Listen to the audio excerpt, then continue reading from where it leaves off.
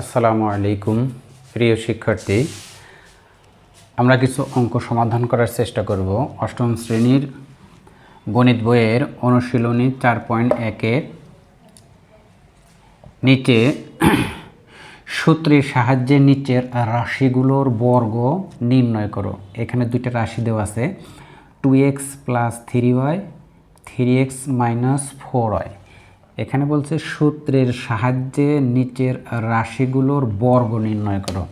তাহলে আমরা এক নাম্বারটা যদি সমাধান করি, 2x + 3y, এইটার কি বলছে? বর্গ। বর্গ মানে স্কোয়ার।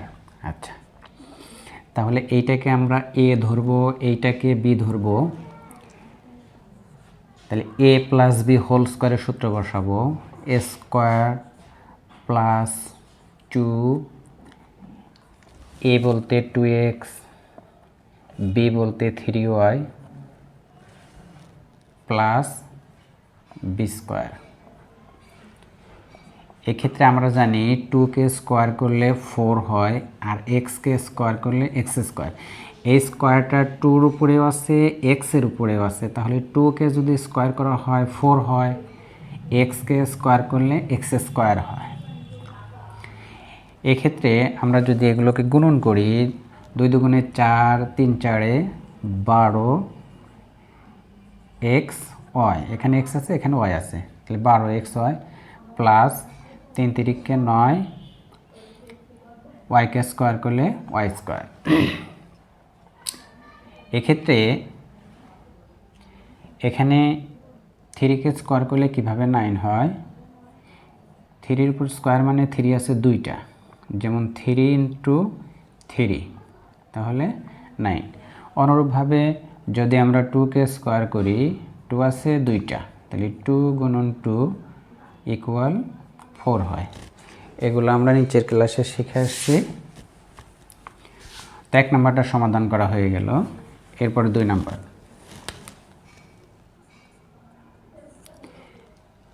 (3x - 4y) এইটার বর্গ নির্ণয় করব। বর্গ মানে স্কোয়ার। তাহলে এটাকে a ধরলাম, এটাকে b ধরলাম। a² - 2ab plus b²। তাহলে এইটা হলো a, এইটা হলো b। a² - 2, সূত্রের 2, a বলতে 3x আর b বলতে 4y। তাহলে 2ab প্লাস b², b বলতে 4y, তাহলে 4-এর উপরে স্কোয়ার।